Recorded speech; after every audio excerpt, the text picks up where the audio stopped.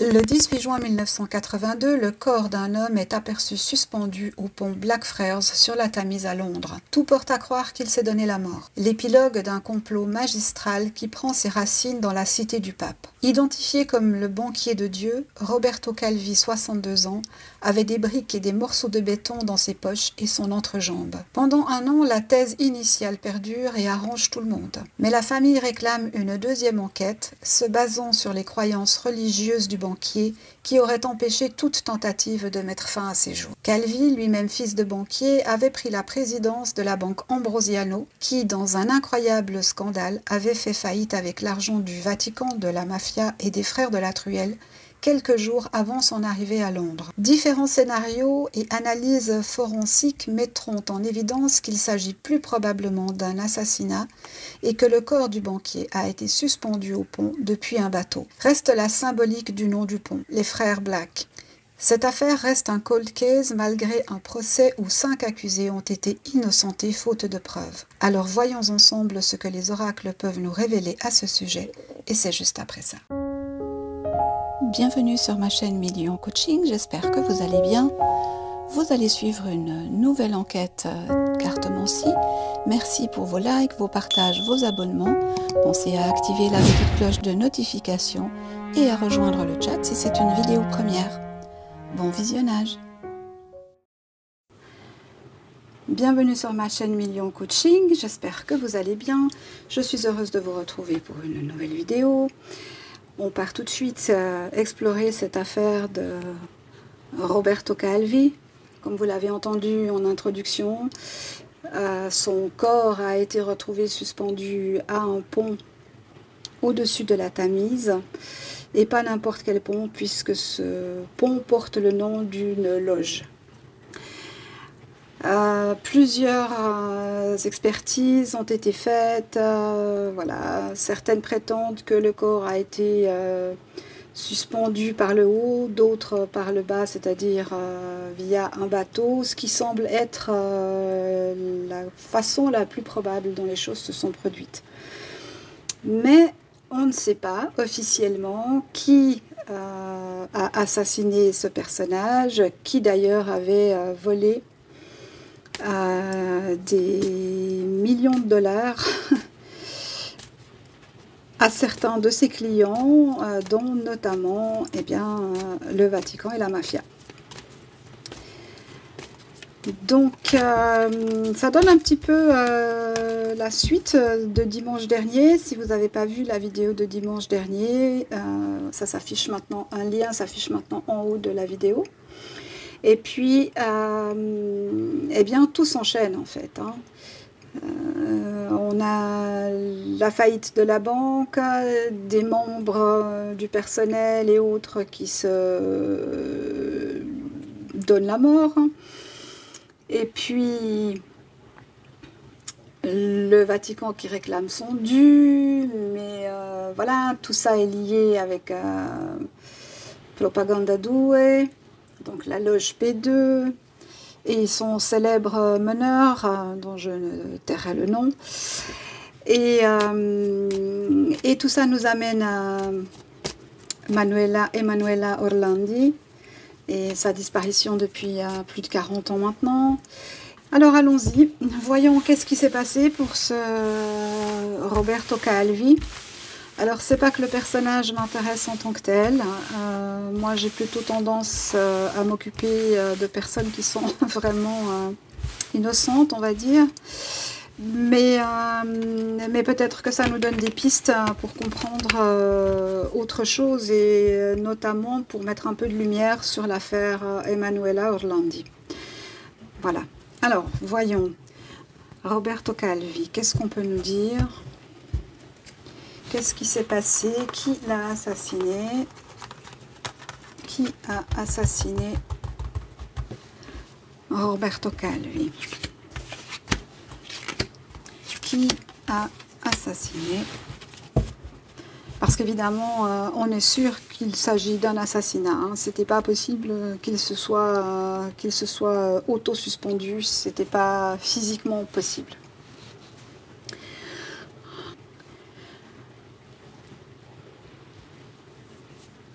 Bon, on nous parle ici du soleil, de l'ego, mais on nous parle de frères, de jumeaux.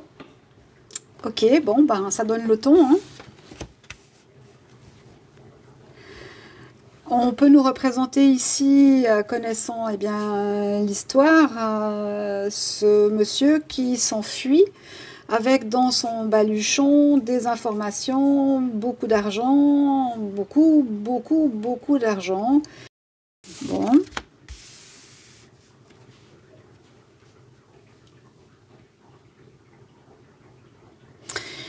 En opposition, on a le monde. Alors, clairement, ce monsieur avait tout le monde contre lui. Ça, c'est vraiment ce qu'on peut comprendre ici, en tout cas ce que moi j'en comprends. En fait, il avait tout, mais il a tout perdu, hein. On nous parle ici de probable erreur de jugement, donc probablement qu'il a fait confiance à des personnes qui n'étaient pas honorable ou de confiance, mais en tout cas, sa mort c'est une commande en fait, hein. Quelqu'un a décidé que sa vie devait s'arrêter là. Ensuite, on a la roue de la fortune, on va développer après. Et puis on a le complot là au milieu, hein. Alors un complot qui est quand même assez bancal, parce que ça devait quand même ressembler à quelque chose qu'il s'était auto-infligé. Et là, manifestement, c'est pas le cas. Alors c'est peut-être aussi de par le zèle de certains enquêteurs, ça c'est tout à fait possible. Mais manifestement, on a comploté pour que ce monsieur se retrouve seul quelque part, peut-être dans la nuit, peut-être aller à un point de rendez-vous pour livrer quelque chose, et puis eh bien, c'est là qu'il a trouvé la fin de sa vie, hein.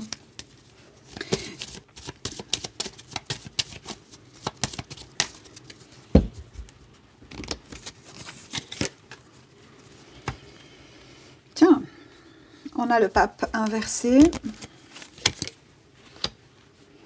l'étoile inversée. Intéressant, hein? Il a fait confiance à des personnes qui n'ont pas tenu leurs promesses. Mais on a aussi le pape inversé. Donc ici, on pourrait nous parler de Jean-Paul Ier, qui a régné 33 jours. D'ailleurs, je m'en souviens très très bien, parce que j'ai un membre de ma famille qui était venu, alors c'est une petite blague à part comme ça, hein, pour détendre un petit peu l'atmosphère. Je m'en souviens très bien parce qu'il est arrivé avec cette blague qui disait le pape est mort, un autre est appelé à régner. À régner, quel drôle de nom, pourquoi pas libellule ou papillon.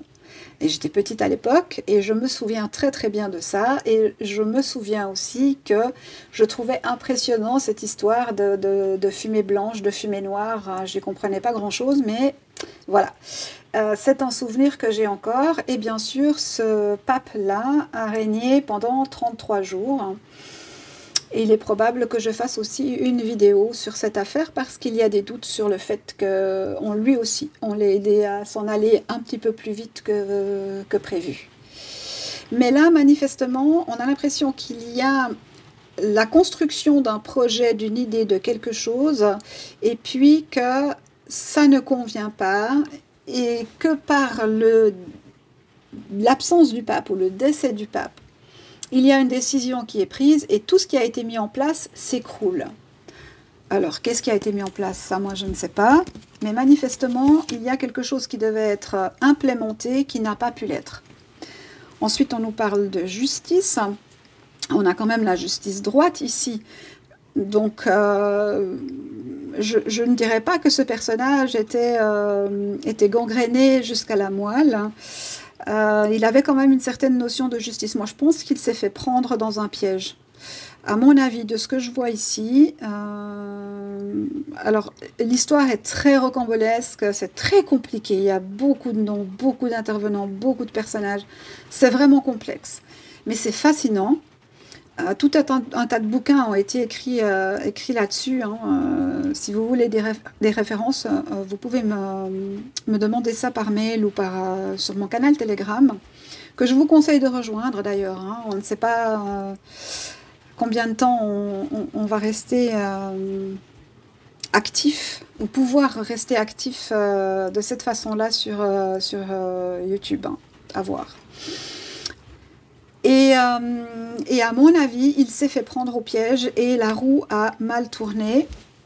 On va voir ce qui vient maintenant.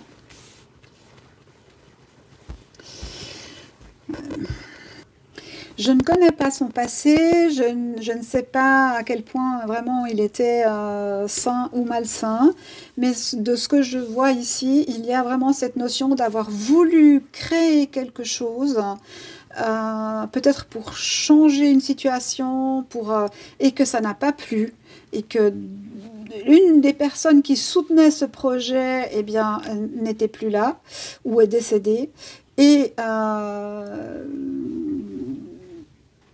des modifications ont été apportées et on la lui a fait à l'envers, et du coup, il a été piégé, probablement par les frères. C'est la première carte qui est sortie, et bien sûr, on va aller voir avec un autre jeu après. Hein.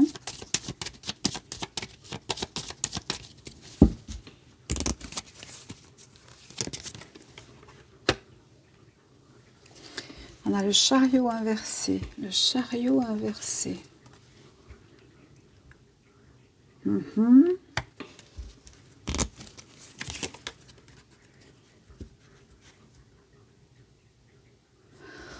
La force inversée.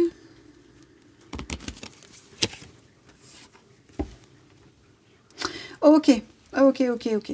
Donc, ce qu'on nous dit ici, c'est qu'il n'est pas allé se suspendre lui-même. Hein. Manifestement, quelqu'un l'a aidé. Hein. Et il a fallu de la force, hein, pour le porter. Hein.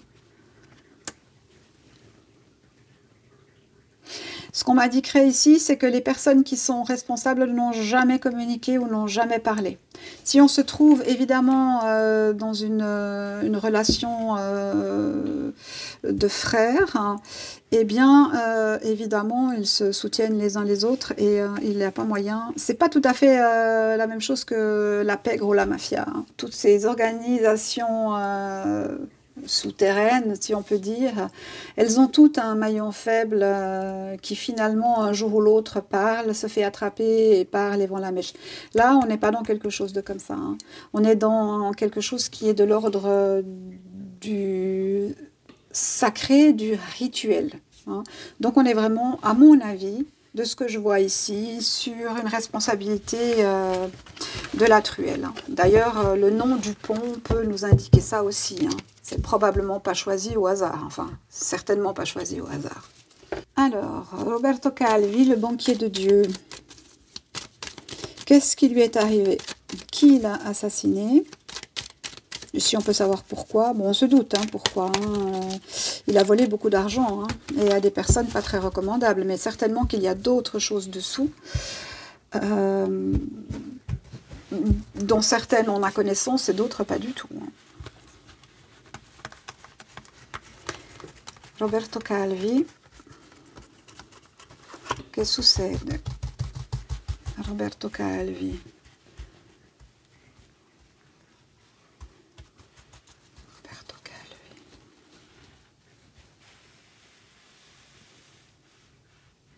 Qu'est-ce qui t'est arrivé, monsieur Calvi? Qui t'a fait ça? Comment ça s'est passé?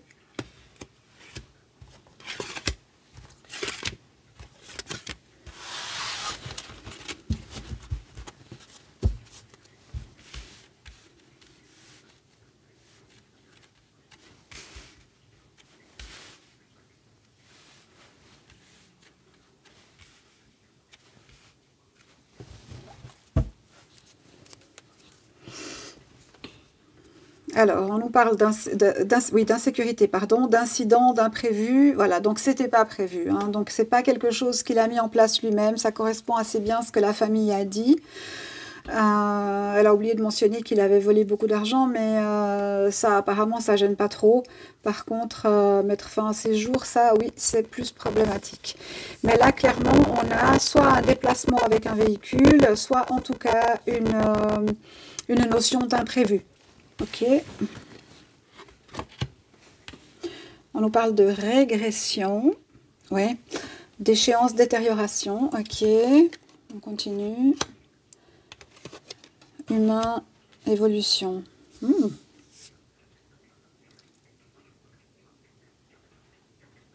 Ah, ok. Ok. Il fallait créer un incident pour empêcher ce personnage de continuer à évoluer et de permettre à ceux qui étaient en train d'œuvrer de pouvoir continuer leurs petites affaires. Hein. Eh oui. Et oui. En toute impunité. C'est tellement clair. On nous parle de manipulation, donc on voit ici que lui, vu que je pose la question sur ce qui s'est produit, a été manipulé, donc probablement qu'on l'a attiré dans un guet-apens, qu'on lui a fait croire quelque chose, qu'on lui a fait croire à une transaction ou quelque chose comme ça. Et puis, d'un autre côté, on voit qu'il y a une forme d'institution ou de personnage non visible qui est là et qui tire les ficelles et qui décide de ce qui régresse et de ce qui évolue. Hein.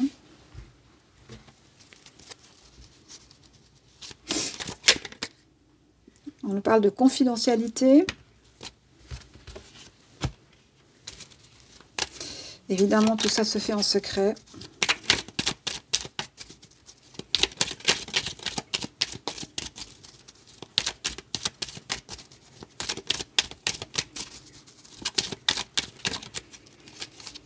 Mettez-moi en commentaire hein, si vous vous souvenez de ça, vous, ce pape qui n'a régné que 33 jours. Hein, et si vous vous souvenez de l'élection de Jean-Paul II.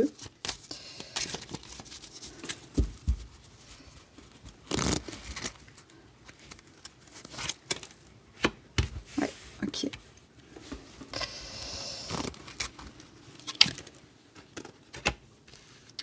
Bon, voilà. On sait qui est responsable. Hein. Moi, je pense que, de toute façon, personne n'a été condamné. Hein. Personne n'a été condamné. C'est un coup malin hein, qui a été fait. Hein. Donc, forcément, il y a des liens ou des connexions qui se sont faites qui ont permis que les personnes qui ont été accusées soient innocenté ou en tout cas relaxé faute de preuves. Manifestement, c'est ça qui s'est passé. Évidemment, toutes les preuves ont été effacées. La corde a été dénouée et non pas coupée, ce qui fait que tout ce qui était entremêlé dans les nœuds de la corde, eh bien, ça s'est perdu. Ça a été contaminé, son corps, l'autopsie n'a pas été faite tout de suite, enfin plein de choses. Les valises sont reparties en Italie, donc pas possibilité de vérifier au niveau. Tout ça est calculé. Hein. Tout ça est quelque chose qui était fait en pleine conscience pour ne pas permettre l'identification de qui que ce soit. Mais dans ce genre d'affaires, il est possible qu'un malheureux qui n'a rien à voir avec tout ça se fasse piéger et finisse par pourrir dans le couloir de la mort parce que il était là au mauvais moment, au mauvais endroit et c'est sur lui que c'est tombé et c'est terrible. Mais bon, dans cette affaire-là, ce n'est pas le cas. Ensuite, on nous parle de réparation. Ok. On peut nous parler du mur, parce que je crois qu'il y avait un échafaudage, je pense, du mur, qu'est-ce que je dis, du pont, parce que, bon, bah là, manifestement, on peut voir qu'il est suspendu, hein, et il y a réparation, donc il a été amené là alors qu'il y avait des réparations, c'est peut-être ce qui a permis qu'on puisse le monter aussi haut, indépendamment du fait que la Tamise, à ce moment-là, semble-t-il, avait un débit élevé.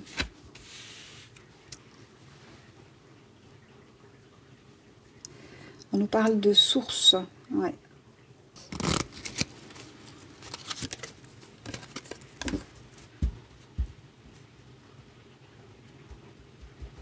Ouais, ça nous indique que personne n'a été formellement accusé pour ce meurtre, cet assassinat, et ça reste un cold case, hein. Personne n'est allé en prison, personne n'a été puni. Évidemment, on nous parle de science parce que 1982, 2024, 2025, eh bien, on est à des années-lumière, hein, maintenant de 1982, tout a tellement changé, la technologie a tellement évolué. Et il est possible, si l'enquête était réouverte. Alors c'est intéressant parce que je crois qu'au mois de mai de cette année, sauf erreur de ma part, si vous êtes au courant, corrigez-moi si je me trompe, sauf erreur de ma part, cette année, au mois de mai, des élus italiens ont étudié la possibilité de rouvrir l'affaire Emanuela Orlandi. Alors c'est possible qu'en rouvrant cette affaire, on soit forcé d'aller chercher, eh bien, du côté du pape le deuxième ou du pape le premier et de Marcinski, prononce son nom exact,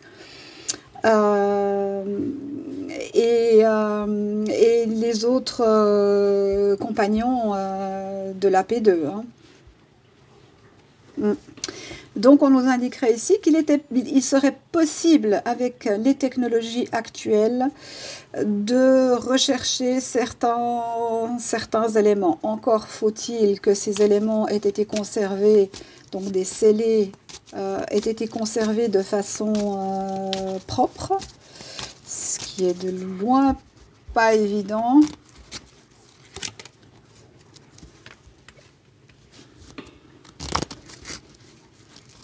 Ensuite, on nous reparle de l'accident.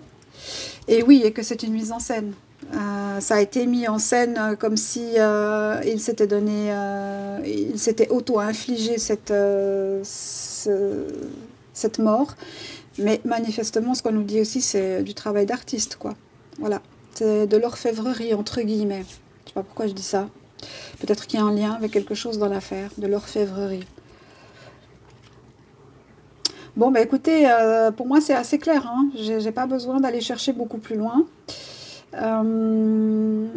Est-ce que, on va quand même poser la question, est-ce que cette affaire, est-ce que cet assassinat a un lien, moi je pense que oui, hein, mais on va voir, est-ce que cette affaire a un lien avec Emanuela Orlandi?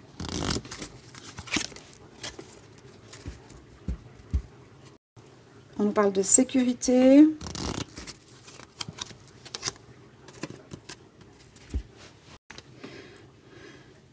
Mise en sécurité en ville.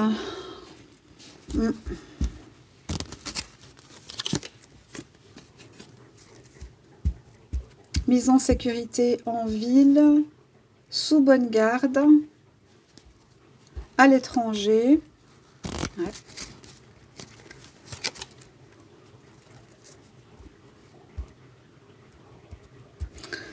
Tombé dans un guet-apens.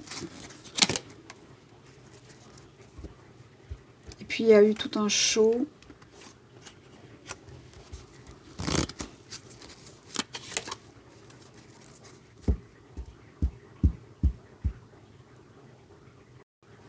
Peut-être qu'on nous parle ici de l'attentat de Mehmet Ali Akça contre Jean-Paul II. Ça, c'est possible qu'on nous parle de ça. Donc là, on nous parlerait de la petite qui aurait été mise en sécurité, entre guillemets, à l'extérieur du Vatican, à l'étranger. Et on nous parle de religion, on est en plein dedans. Hein. Donc, à mon avis, oui. Alors, voyons maintenant, puisque ça a été un petit peu plus rapide que prévu, on a encore un peu de temps pour aller explorer, eh bien, cette affaire de Jean-Paul Ier. Albino Luciani. Jean-Paul Ier, qui est né le 17 octobre 1912 et décédé le 28 septembre 1978, donc 33 jours après avoir été élu pape. Alors, de ce que j'ai compris, il serait mort d'une crise cardiaque et il n'aurait pas eu d'aide après avoir pris ses médicaments parce qu'il était si généreux et si gentil qu'il ne voulait jamais déranger personne et notamment pas la sœur qui le soignait. C'est ce que j'ai cru lire. Maintenant, on va demander au tarot Visconti. Qu'est-ce qu'il peut nous dire? Comment est décédé ce pape? Est-ce que c'est de mort naturelle? Ou bien est-ce qu'il a été empoisonné? Alors, de quoi, comment Albino Luciani est-il décédé dans la nuit du 27 au 28 septembre 1978. Albino Luciani. Hop, Albino Luciani.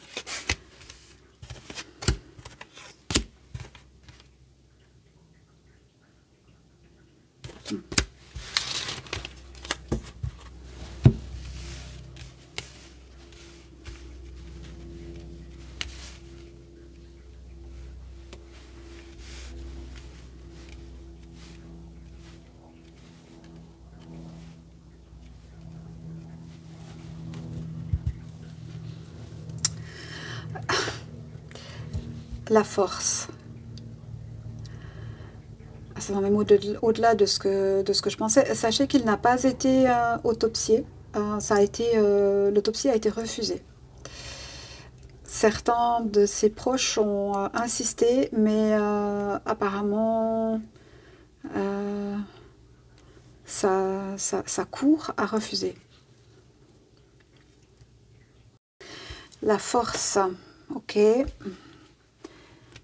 Albino Luciani. Ouais. Alors ça planait sur lui depuis un petit moment. Hein. C'est pas quelque chose qui est sorti de nulle part de ce que je vois ici. Hein. On attendait un peu l'occasion ou le bon moment pour que ça se produise. Hein. Mais on a l'utilisation de la force. Alors, je ne sais pas encore s'il s'agit de produits qu'il aurait pu ingérer ou qu'on lui aurait introduit par voie veineuse, ou alors si on a utilisé vraiment la force, genre on l'a étouffé ou quelque chose comme ça. Mais en tout cas, la mort était là, autour de lui, depuis un certain temps. C'est possible qu'il l'ait su.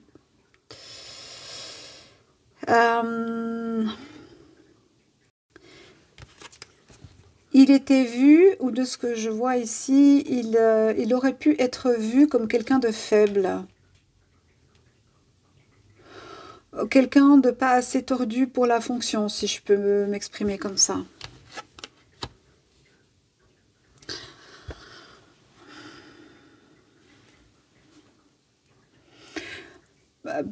D'autant qu'il avait le monde pour lui, c'est-à-dire qu'il avait la possibilité de vraiment faire de belles choses et d'implémenter certaines mesures qui auraient pu être très intéressantes pour l'Église catholique, c'est possible. C'est intéressant de voir ici dans ce cercle. On pourrait s'imaginer, bien qu'il y ait beaucoup de tourelles, on pourrait s'imaginer la cité du Vatican, parce que c'est quand même découpé, c'est un peu barricadé, c'est voilà, l'état du Vatican.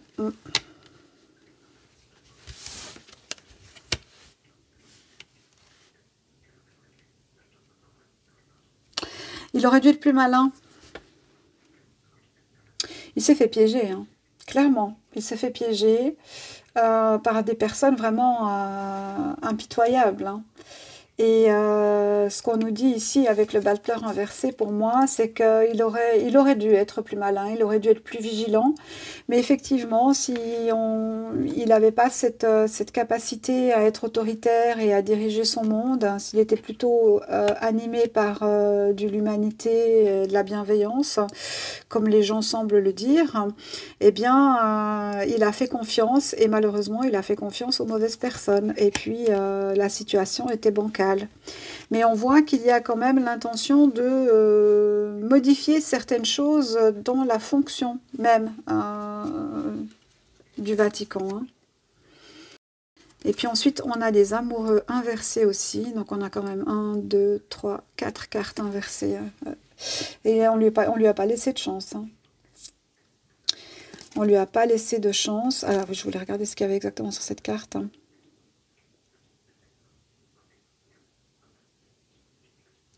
Et vous voyez, hein, c'est intéressant parce que ce qui est dit dans le... C'est toujours la même chose. Hein. Pour raconter un gros mensonge ou pour faire passer quelque chose de propagandiste ou quoi que ce soit, on utilise toujours une partie de la vérité.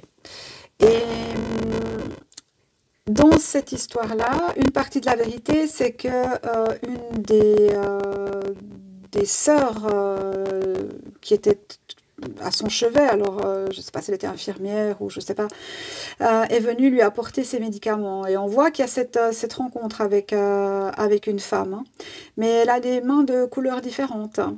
Donc elle pourrait tenir aussi ici un bâton qui pourrait représenter le bâton de la force.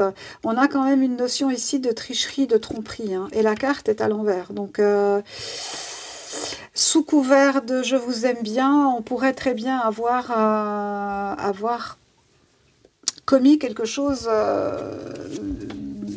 d'irréparable. J'aime beaucoup ces cartes.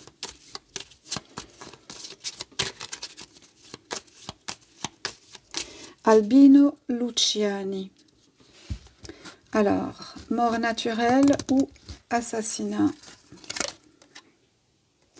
On a le chariot, il n'a pas pu s'enfuir. Donc, en tout cas, il n'était pas en capacité de prendre ses jambes à son cou et de s'en aller. Ça, c'est sûr. Il a été bloqué. Alors, est-ce que c'est naturellement ou pas? Bloqué, retenu, empêché de... En tout cas, en dessus de la carte numéro 13, ça donne quand même certaines indications. Hein. 12, 13, on est bloqué. On n'arrive pas à avancer. Qu'est-ce qu'on a? Ouais.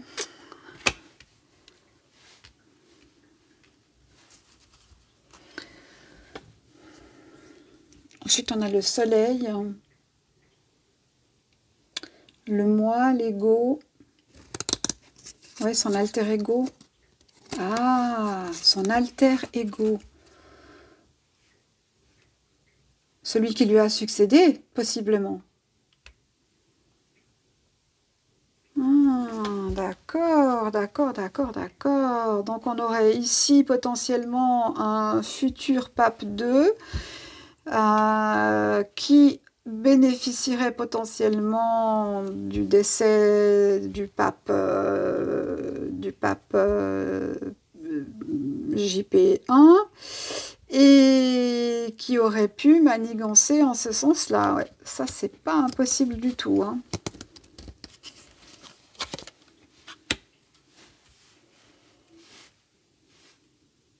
Pour s'emparer de la cité, pour s'emparer du trône. Hein. Évidemment, aidé par quelqu'un là. Hein.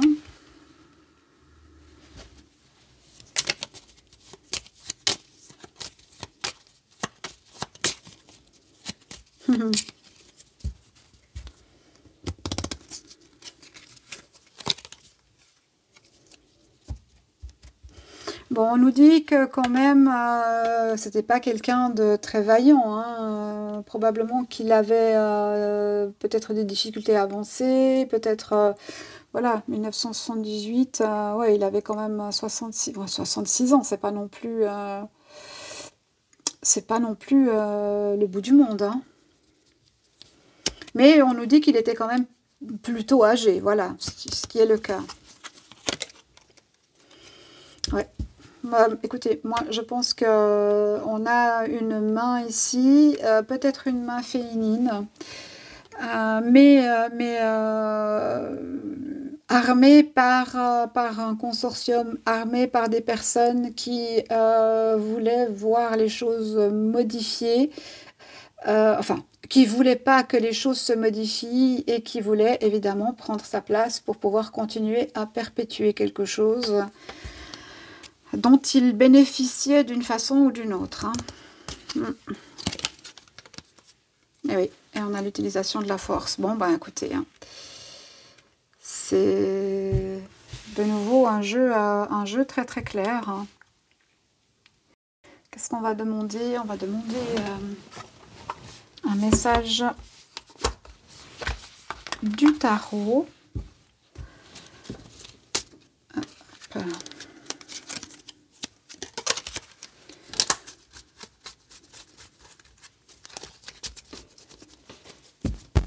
Alors, Albino Luciani.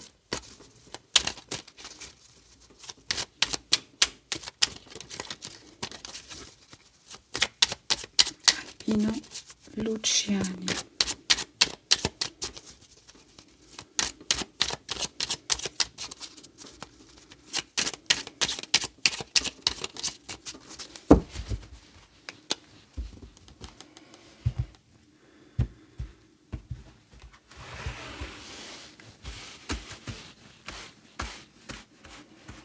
Albino Luciani.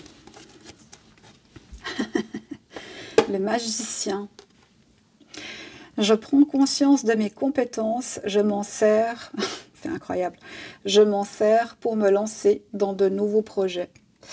Et on a ici le battleur, évidemment, qui est la carte correspondante, qui est sortie à l'envers, et c'est exactement ce que je vous disais, c'est-à-dire que il s'est laissé piéger, il était trop bon pour évoluer dans ce milieu-là, et il devenait dangereux parce que trop bon. Donc il a fallu l'éliminer pour que se perpétuent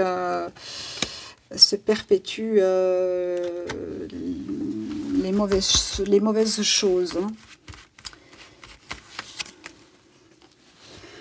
Et le 2 d'épée. Je suis lucide sur la situation que je vis en osant la regarder telle qu'elle est. Ben voilà, je peux pas faire mieux.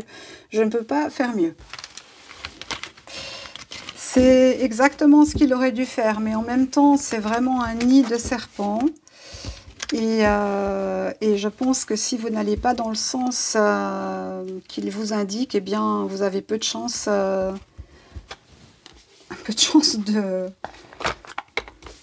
de vivre longtemps, on va dire ça comme ça. Avec ça, j'en ai terminé. Merci d'avoir participé au chat, merci pour votre présence, votre bienveillance, vos messages, votre gentillesse, vraiment ça touche au cœur, merci beaucoup. Prenez soin de vous, prenez soin de vos proches et n'oubliez pas, qui ne dit mot consent. À bientôt, au revoir, merci. Merci d'avoir visionné cette vidéo, merci pour vos likes, vos partages, vos commentaires, ça aide au référencement. Et si vous êtes intéressé par mes oracles, eh bien vous avez la possibilité de commander l'oracle tournesol ou l'oracle orientis ou les deux, selon vos souhaits, en vous rendant sous la description de la vidéo et en cliquant sur le lien makeplayingcards.com. Merci, à bientôt.